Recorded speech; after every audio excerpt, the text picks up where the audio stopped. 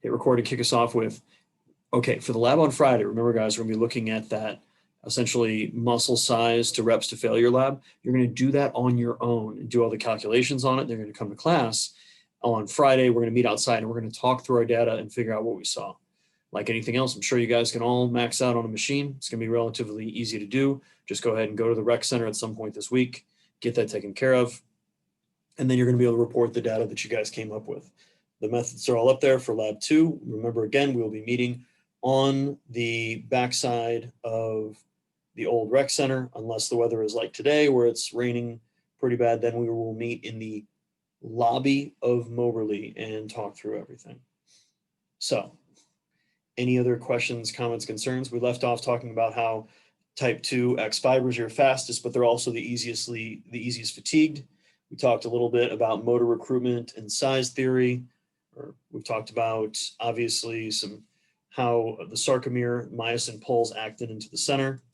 But what we did on Friday with the lab was we actually looked at that length tension curve, where you're going to see that your maximal force production is going to be usually about the middle of the sarcomere length, because that's where you're going to have the best overlap between actin and myosin.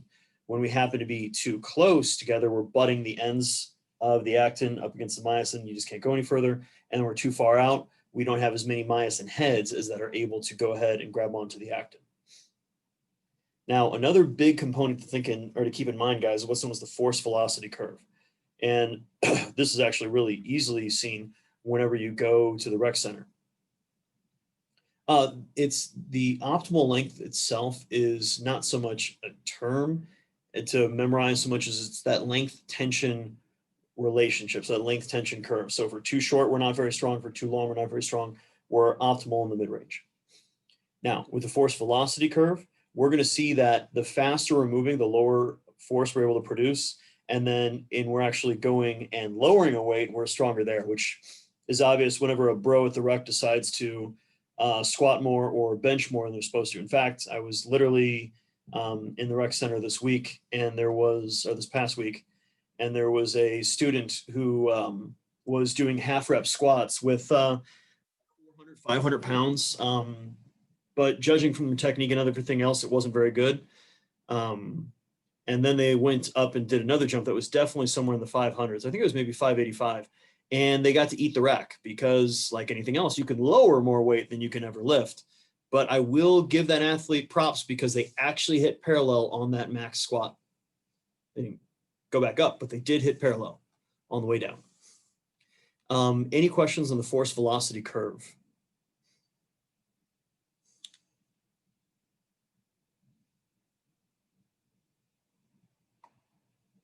No? All right, guys, so let's go ahead and talk through the joys of energy production. So a lot of this should be review. You guys have had physiology beforehand. You remember your energy systems. So remember the substrates. Courtney, all of those labs, I give you guys more essential trials to build up to that max than you need.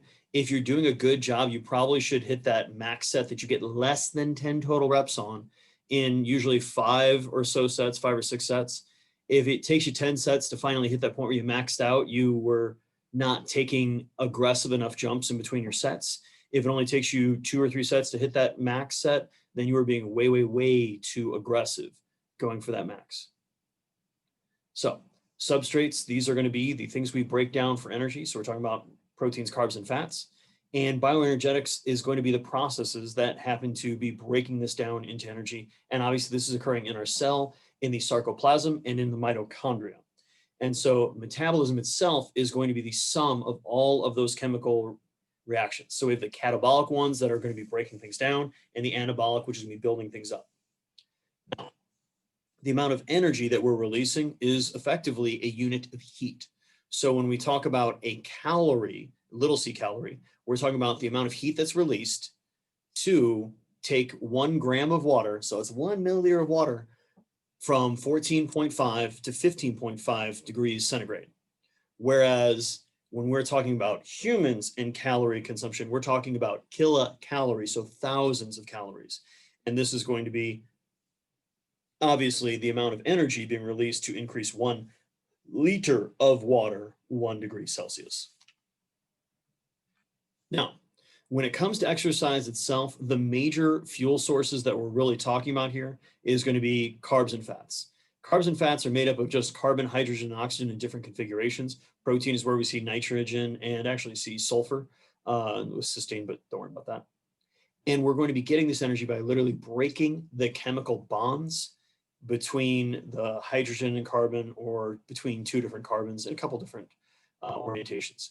Now, at rest, the vast majority of your energy production is actually going to be coming from fat and carbs.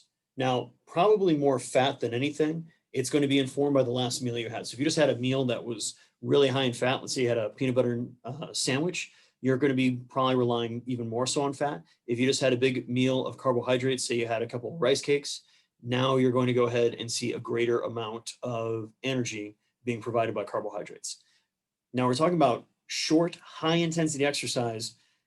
Aside from your adenosine triphosphate phosphocreatine system, ATP-PCr, you're going to be using mostly carbohydrates as fuel. Now, when we're talking about long, slow distances, that's where we're going to see a greater amount of fat being utilized as fuel. In fact, if you go for a super long walk, you're pretty much just burning fat. If you decide to jog or run that distance, now we're talking about, we're getting a lot more into depleting our glycogen, which is the storage form of carbohydrate. So if you look at the table on your right, guys, you're going to see that storage form of carbohydrate, the glycogen, where we store it in our muscles and then also in our liver. The liver is useful in that it can go everywhere in the body from there. The muscles, however, can only be specific to that muscle effectively. And then we've got our blood sugar level. So how much is literally just floating around inside of your blood. Now, fat, we've got not just the subcutaneous and visceral, so the things that make you self-conscious when you're at the beach, but also our intramuscular. So those are literally fat stores inside of our muscles that can be utilized also for energy a lot more efficiently when it comes to aerobic exercise and at, once again, a low intensity. Now notice this is for somebody that's 143 pounds and 12% body weight or body fat. So this is a pretty lean, moderate to small sized individual. And they have enough calories. If you figure it takes them probably a little under 100 calories to cover 1 mile, they've got enough calories worth of carbohydrates to run nearly a full marathon. Emphasis on the word nearly. However, they have enough fat stored inside of their body. They could literally walk all the way to an ocean, specifically the Atlantic in this example. So like anything else, we're going to use whatever fuel is the most efficient for what we're trying to do. So when in doubt, we're trying to use fats as a preferred fuel source, except for our nervous system, which prefers carbs. And then as we increase our intensity, we're going to rely more and more on carbohydrate. So if you understand figure 2.1, you've got a pretty good working understanding of how we have our basic food intake, which is broken down into our macronutrients, proteins, carbs, and fats, which are then broken down into their simplest components. And then we have this interconversion. We can convert everything into fat. Mind you, proteins are really inefficient to convert into fat, but carbs easily convert into fat, and fat is already fat.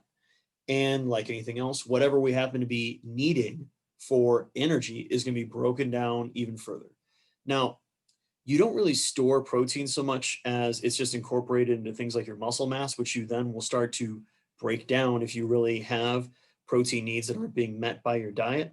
But otherwise, it's really looking at the turnover between fat stores into what's known as free fatty acid pools and glycogen being broken down into glucose. And I'm not going to insult your intelligence, but you can see the terms that are interconverting. If you would like me to pronounce any of those terms for you, don't hesitate to ask, guys.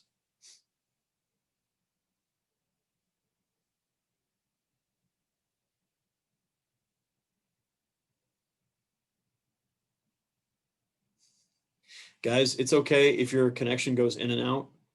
I understand that we are living in this wonderful era that's making things a lot more difficult than it needs to be for all of us. I, like you guys, try to have a sense of humor. Now, I will say, if one of you guys emails me a question that we talked about in lecture, and it was obvious that you were never in lecture, I will not actually reply to that answer going forward, because A, this is going to be recorded and actually put up with the rest of the lectures, but B, gives people a reason to actually listen to the lecture. So, I really appreciate Courtney asking the question about, how many trials do you need to do? That's been clarified. So if somebody emails me that question, I'll say, did you listen to the lecture?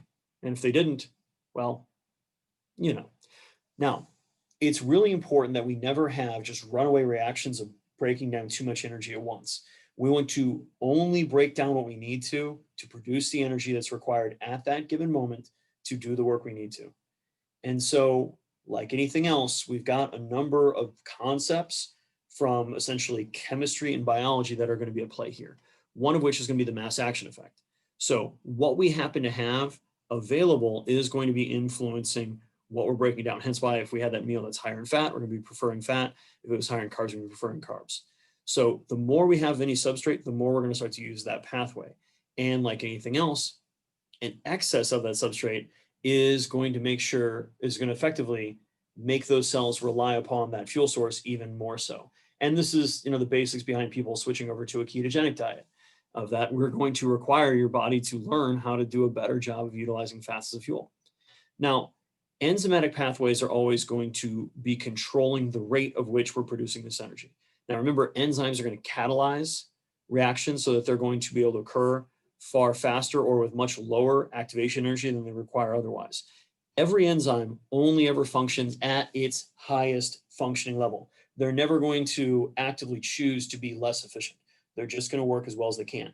So the way that we in turn are going to be able to increase enzyme essential catalyzation of processes be faster is increasing the number of enzymes or making sure that enzyme is not being inhibited. And this is important because that leads us to what's known as the rate limiting enzyme. This is an enzyme typically at the beginning of a signaling cascade that creates a bottleneck. So effectively, until this enzyme does its job, there won't be any reactions that occur further down the trend because like anything else, we don't want to break down foodstuffs for energy if we're not actually able to capture that energy and use it. So we want to have rate limiting enzymes, and they're going to keep us, once again, from chewing through our reserves of one nutrient or another from going faster than it needs to be. Now, this is going to occur via what's known as negative feedback, which means the products that are created at the end of an enzymatic cascade are going to inhibit it running any further. So this, once again, is going to allow us to just produce the amount of energy that we truly need. So let's talk about the basic energy currency of the body, also known as adenosine triphosphate, ATP. This is what we're going to be utilizing to go from muscle contraction to helping us build different proteins and so on. It's the major energy component that we're going to be converting to. Now, when we snap off one of those phosphates, we then are going to be left with what's known as adenosine diphosphate, ADP. Now, this does not have as much energy, and this is where we're going to then replenish it via our 4 different energy systems. So we do this because we only have a certain amount of ATP in each of our cells. If you could only take in ATP and use that, only as energy, you'd have to ingest, if I remember correctly, your average person would have to eat about 45 pounds of ATP a day. And you obviously don't have that many pounds of ATP. Instead, you're just constantly recycling the same ATP inside of your cells. Now, this is going to be done by our adenosine triphosphate, ATP-PCr, adenosine triphosphate phosphocreatine system, which is our shortest of our anaerobic energy systems, our aerobic glycolytic system, and our anaerobic glycolytic system.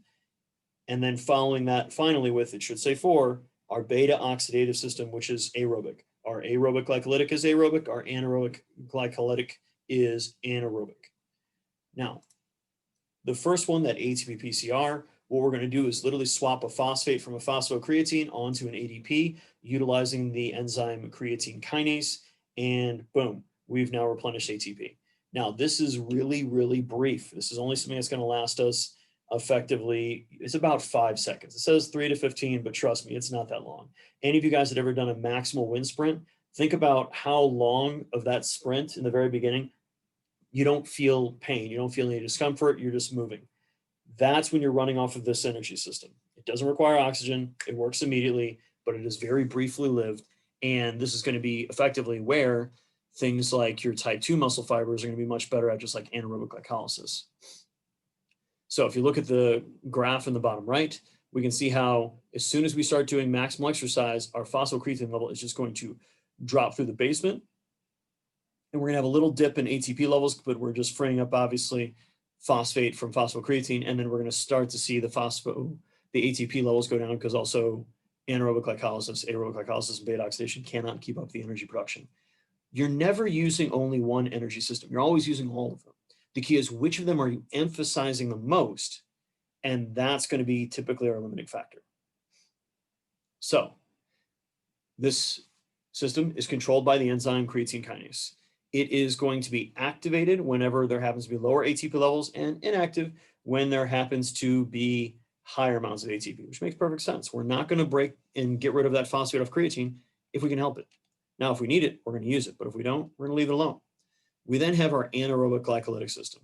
This is only going to give us 2 to 3 ATP for each individual glucose that we're breaking down. It gives us 3 if we were starting from glycogen. It's going to last us about 15 seconds to 2 minutes. And this is just giving us energy from glycolysis. This one is the one that is super uncomfortable. And if you've ever vomited from hard training, you can thank your anaerobic glycolytic system, because this is where we're going to take glucose, phosphorylate it, and that's where we're going to now have glucose 6-phosphate. You don't do that if you're coming from glycogen. And then we're going to phosphorylate it again at PFK, phosphofructokinase, sorry, where we're going to go ahead and throw another phosphate onto fructose. So we have fructose 1,6-bisphosphate. Now, this is going to be a 10 to 12 enzymatic step process that is going to use, once again, 1 to 2 ATP for activation, and then require create effectively a grand total of 4 ATP. So we net 2, or we're going to net 3. This occurs in the cytoplasm, which is nice because it allows it to occur far faster. We don't need oxygen, and it allows us to maintain a much higher energy output than we could do aerobically. Now, this also produces lactic acid, which lactic acid immediately essentially dissociates into lactate and hydrogen. Lactate's not a problem. It's a fuel source. It's the hydrogen that is causing your tissue to become more acidic, which is where you feel the burn in your muscles, in your lungs, etc. And like anything else, if we drop the pH too low, literally the enzymes that produce energy don't function, and we can actually trick the brain into thinking you're poison, and hence why you vomit. Now, that major rate-limiting enzyme is the 3rd step of glycolysis. This is known as phosphofructokinase, PFK. Now, this is going to be activated when we have lower ATP and inactivated when we have higher amounts of ATP. And it's going to also be regulated by products of the Krebs cycle. So now we're talking about looking at things like NADH, FADH2, because if there's too much of it, it means we're not being able to break things down aerobically. And remember, anaerobic glycolysis only occurs in the sarcoplasm, just like ATP-PCr. So if we're going to go lower, now we need to go into our aerobic system. And so first we're going to talk about aerobic glycolysis. And this is where if we break down glucose, we're going to be getting 32 to 33 ATP. Once again, if we start from glycogen. So we're going to go and effectively break down glucose into 2-pyruvate. That pyruvate is then going to feed into acetyl-CoA and be broken down further. And it's going to be netting us NADH, FADH2, ATP, and GTP as it goes through. Now, all of those NADH and FADH are in turn going to go through the electron transport chain, which is going to be producing a whole lot of ATP for us. Now, this happens to be obviously the most complex because now we're going into the mitochondria and we're requiring systems inside of it. And like anything else, it's going to naturally be slower. So remember, we can do glycolysis without oxygen. However, we don't get anywhere near as much ATP as we're able to go through that process aerobically, where that pyruvate, once again, is going to be able to go into the citric acid cycle and produce a much greater amount of total energy yield once it goes to the final electronic acceptors, that is the electron transport chain.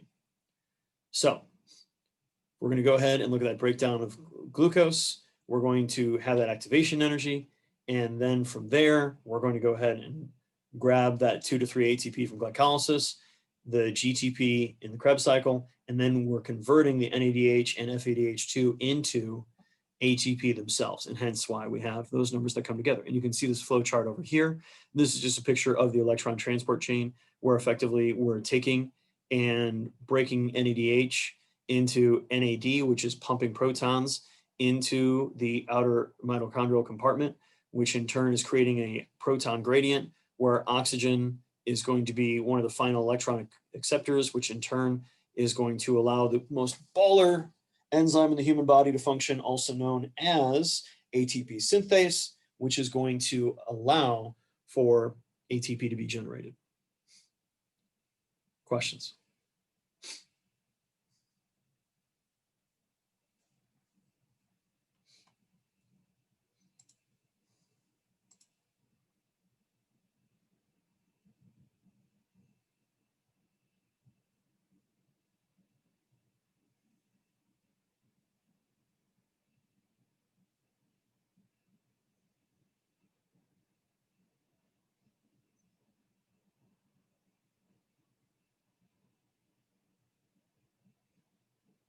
Okay. So breaking down of fat, this again is going to occur through aerobic metabolism. This is going to also occur inside of the mitochondria. So fatty acids, well, triglycerides, which is going to be 3 fatty acids bonded to 1 glycerol, are going to be broken down into those free fatty acids. Now, glycerol can actually go through more kind of glycolysis, aerobic metabolism, whereas free fatty acids, we're talking beta oxidation. Now, that in turn is going to go ahead and be broken down 2 carbons at a time. So depending on how long your fatty acid is, you're going to be getting a whole lot more individual rounds going through your metabolism of beta oxidation, which gives us a lot more energy yields. In fact, you can see we're looking at a 3 to 4x of energy production from breaking down palmitic acid. We're just talking about a 16 carbon fatty acid. So hence why it's able to go through there 8 times, because it's 2 carbons at a time. However, this is much slower. This is a great form of energy production. We're going slowly. Why don't athletes take phosphocreatine as a supplement? Good point. Your body breaks down phosphocreatine into creatine through digestion, just because of the acidic environment otherwise. That's why athletes do supplement with creatine. And at a certain point, they just saturate out with creatine levels. Like that's just as high as it goes, just like ATP. You can only store so much of it. But it is a good thing to think about and try to apply in order to enhance performance, depending on your goals, because it also, that creatine increased levels inside of your cell also increases your intracellular fluid levels, which in turn makes you heavier. So cross-country athletes should not take creatine because it's going to make you a little bit heavier, and power to weight ratio for long distance is the key. But if you're somebody who's a sprinter, Olympic lifter, power lifter, football player, it's definitely useful. And what's really interesting is there's some prophylactic effects of utilizing creatine supplementation to help decrease the risk of concussion injury. So really, once again, outside of cross-country athletes and flyers and cheerleading, I pretty much nearly suggest anyone that doesn't have any major renal issues or hydration issues should at least look into if creatine supplementation is appropriate for them, because it's super cheap. And it's one of the few supplements that actually works. So you're rarely going to use protein as a fuel. As much as bros want to make you feel self-conscious that if you skip a meal, you're going to all of a sudden fade away and become emaciated, it just doesn't work like that. Like anything else, you just need to make sure you're getting in enough calories and you're doing it frequently enough that you're going to be okay. Now, obviously, protein is a lot more important whenever we're talking about really trying to increase our muscle mass or maintain it for performance reasons. Now, you will break it down into glucose and also acetyl-CoA for aerobic metabolism. If you're really talking about people during starvation, it's rare people die of starvation in this culture, which is a great thing. But in reality, you're more likely to die due to a lack of protein than you are going to die of a lack of fat, because you're literally losing skin every single day. You're shedding a certain amount of hair. Your immune system has to keep repairing itself, and that needs protein, along with your digestive tract keeps digesting itself. So that needs more protein. So we actually have, that 0.8 grams per kilogram of body mass per day of protein is mostly just to keep you from falling apart, not trying to make you look swole. So it's really hard to tell effectively how much protein you're using as a fuel source. When we're talking about things like the RER, where 0.7, and the numbers will make sense in a little bit, is going to be fat metabolism, and 1.0 is carbohydrate. Protein sits about 0.85, so it just gets overwhelmed by the two of them, and you can't really differentiate between them. So Don't worry about it factoring it into metabolism because it's not really giving us any major effects with performance. And we can have better conversations with protein or about protein specifically when you guys get to bioenergetics. And some of you are already there. Now, all of our aerobic metabolism is also going to be being controlled by negative feedback. So this is going to be regulating our Krebs cycle. Specifically, the rate-limiting enzyme there is going to be what's known as isocitrate dehydrogenase. And this in turn is going to effectively cause us to not break down more fuels if we do not need to. So it's going to be inhibited by high levels of ATP and activated when we've got high levels of ADP. So if you understand this figure, you've got a pretty good understanding of how we're going to be breaking down the different fuel sources, transporting them around the body and allowing them to be utilized as a fuel source. So remember, lactate is a fuel source. It can be used in type 1 muscle fibers. It can be used in your heart, in your nervous system, and your liver can convert it back into glucose. So lactate is not a problem. It is the proton that comes with it that drops your pH. That's the much larger issue. Questions on figure 2.12?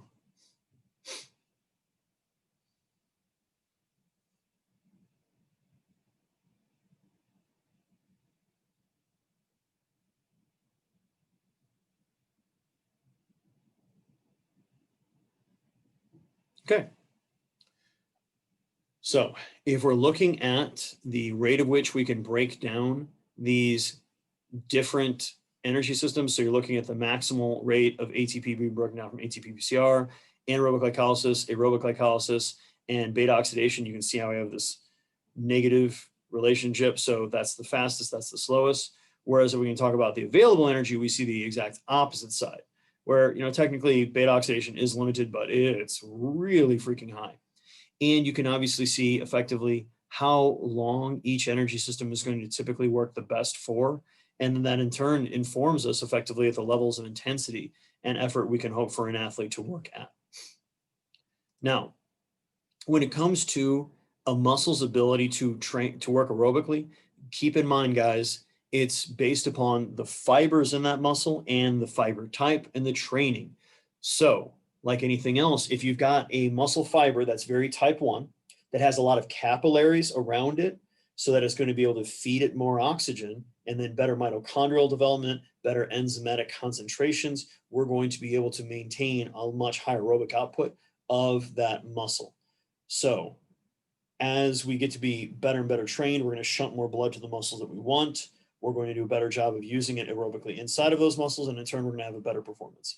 But obviously that requires training, and training is not easy.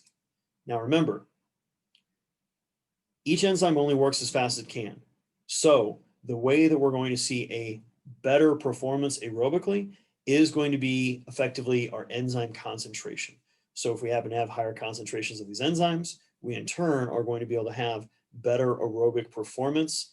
And we're going to be looking at the concentration of certain enzymes like succinate dehydrogenase, SDH, and citrate synthase, which is going to be CS, and their amounts that happen to be inside of the muscles of interest. And as you'd suspect, those levels are going to go up as someone does more and more aerobic style training.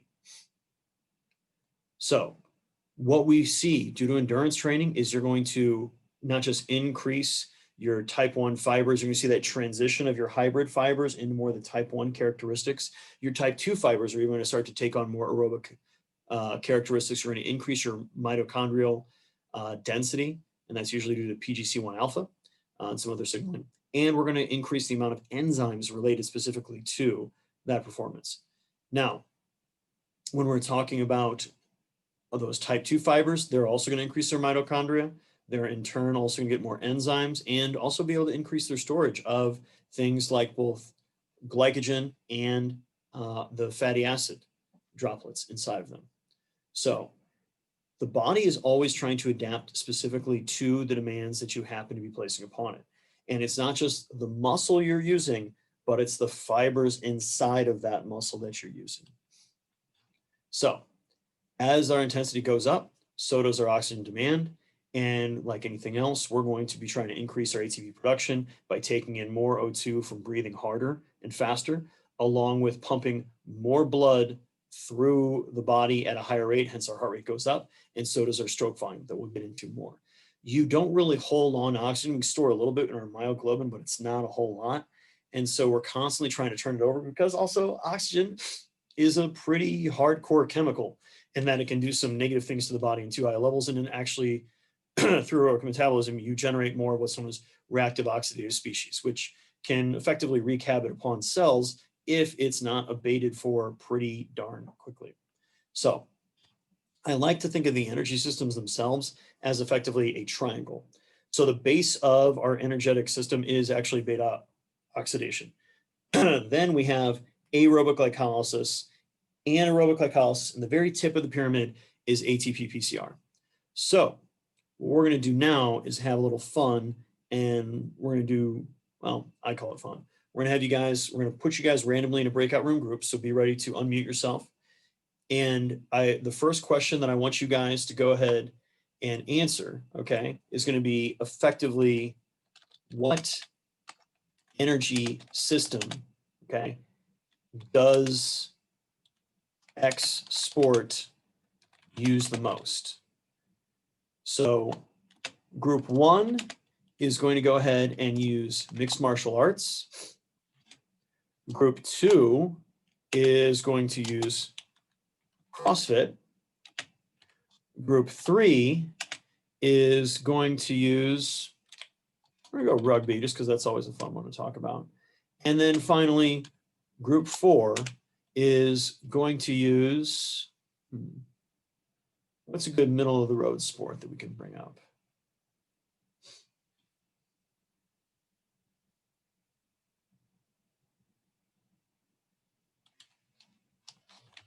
We'll say tennis.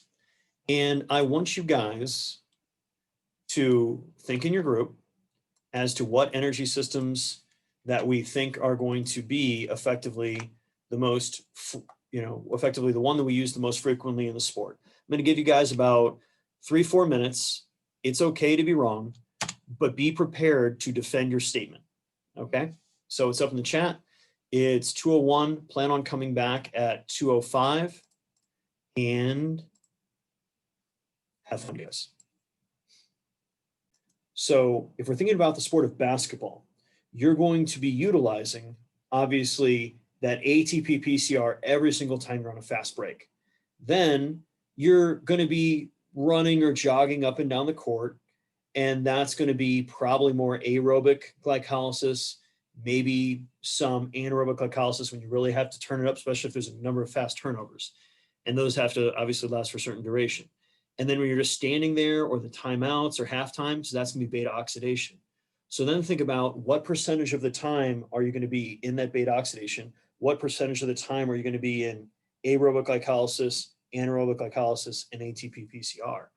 Or you could think about something like an Olympic lifter. When they're actually doing the Olympic lifts, that's the ATP-PCr system. However, most of the time, they're just sitting there. They're just hanging out. And that's beta oxidation.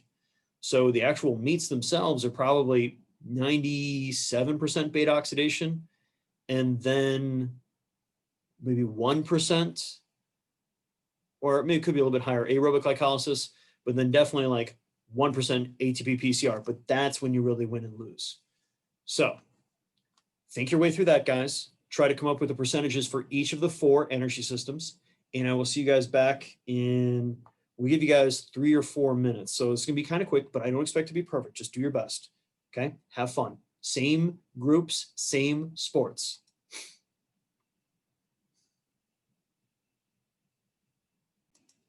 What do you guys come up with?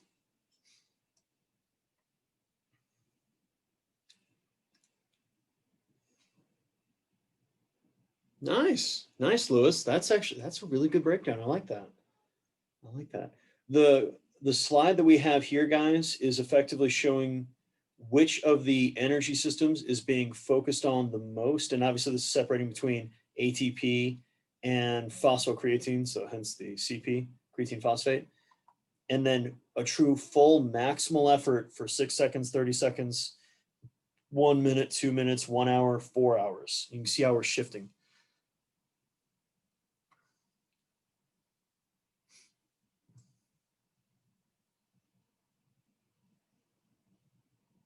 Nice. I would probably just switch the aerobic beta oxidation to aerobic glycolysis and probably increase that percentage. But when you're obviously striking, that's 100% ATP-PCr, but that's not going to be the entire time. Courtney, Rowland, that looks good.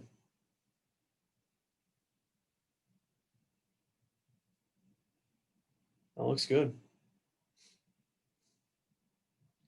It would probably be a little bit higher aerobic glycolysis, just because you're not sprinting around that much, and probably higher beta oxidation because you do have the time you're standing around. But otherwise, that's good. And where's my fourth group?